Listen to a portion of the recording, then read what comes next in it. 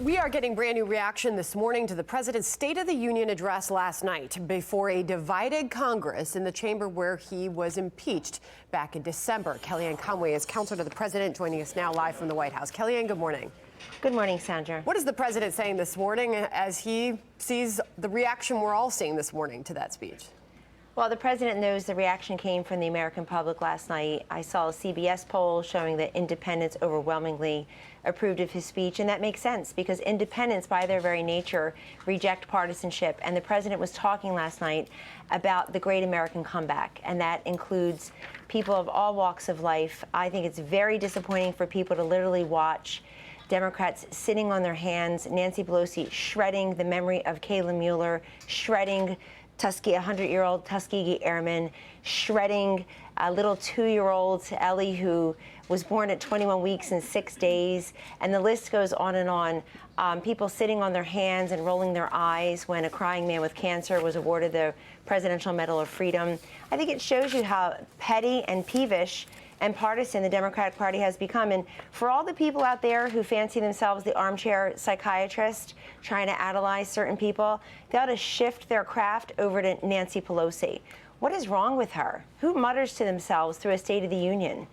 She looked like she was reading. She looked like she was reading the Cheesecake Factory menu all night, going through every single page. And then I think that she should either be censured, or I believe the same woman who led a resolution in the House to denounce a tweet last summer, there ought to be a Senate resolution denouncing her behavior last night. Is that your feeling, or is that the president's feeling this morning? Well, you see where I am, and I will tell you that that's a feeling of many people who believe in the decorum of the United States Congress, the sanctity of the State of the Union. And I have to say, Sandra, I've been here from day one, and this is the 4th consecutive address to the nation the president delivered, including the joint session back in 2017. For 4 consecutive years, the president has 90 to 120 minutes or so alone with the American people, on their computer screens, in their living room, at their places of work, on their phones, in the radio, and over the radio. And you know what he's doing? He's speaking to them unfiltered, uninterrupted, uninsulted by these people who criticize him all day long. And it's worked for him every single time because people get to hear what's happening in their country. Otherwise, they don't get the information. For the 4th consecutive year, the content and the speech didn't leak ahead of time, and I'm very happy to say the guests have never leaked. Those guests in the First Lady's box, it's a very fine process commanded by a very small group of us. You should probably run everything around here because the guests have never leaked. I don't mean to talk over you. I just have a lot I want to get to, and I know you have a lot to say, Kellyanne, so thanks again for being here.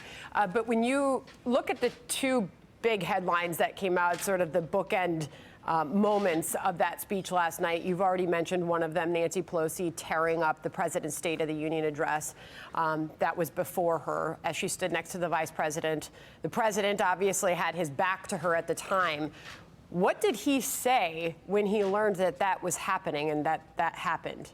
Well, that's typical her, though. We've seen it here again and again. I've seen it in the Situation Room, saw it in the cabinet room twice, saw it in another meeting. She has a temper tantrum, and then she leaves, but now the country saw it.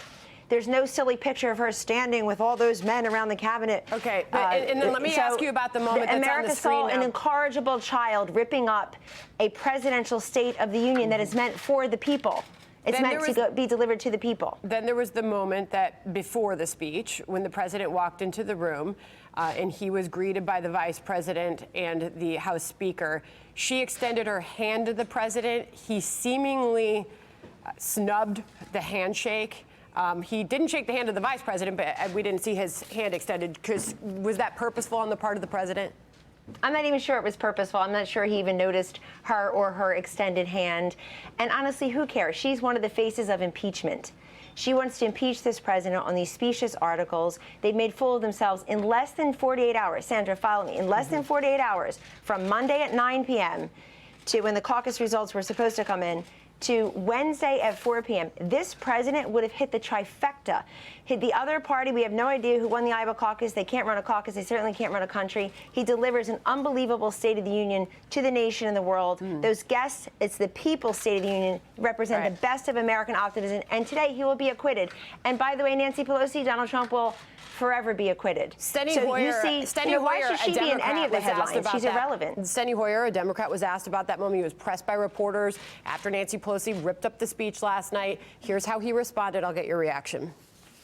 Let's hope we didn't distract you from the lack of factual accuracy in the speech, the divisiveness of the speech, and the blatant appeal to his base, and very similar to his speeches in his rallies. So the majority leader there saying he hopes that that moment doesn't distract from what they are saying are inaccuracies in the president's speech. They're taking on some of the things that the president touted about the economy and others.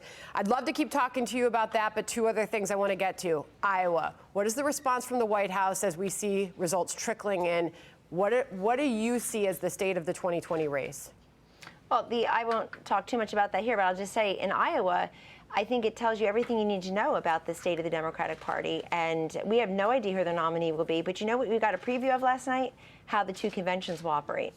Donald Trump's convention will be the People's Convention. The Democratic Convention will be what you saw last night. It will be a 4-day version of Nancy Pelosi ripping up the 100-year-old Tuskegee Airmen and Kayla Mueller's memory. It will be an anti-Trump victimology grievance fest. How do I know that? Because in Philadelphia in 2016, when they thought the Queen Bee would win, it was a victimology anti-grievance fest. I want to push back on Leader Hoyer in this way. They're upset that they are on the wrong side of the school choice scholarship for the young African-American girl in Pennsylvania who now will have choices. Her parents will have choices. They're upset. They're on the wrong side of Ellie, who was born at 21 weeks and 6 days. They're upset because they're on the wrong side of the Tuskegee Airman and his great-grandson. They're on the wrong side of reuniting a military family. That's why they're upset. They're on the wrong side of history. They're on the wrong side of these issues that animate the American people. And Sandra, when you talk about how people feel, 74% say they'll be financially better off next year, according to the Gallup poll, where the president also has a record high approval rating. You can't impeach that. That is happening, and there is a vote on his impeachment in the Senate this afternoon, likely acquitted forever. Yeah. Okay. Kellyanne, great to have you on this morning. Appreciate your time. Take care. Thank you. Take care.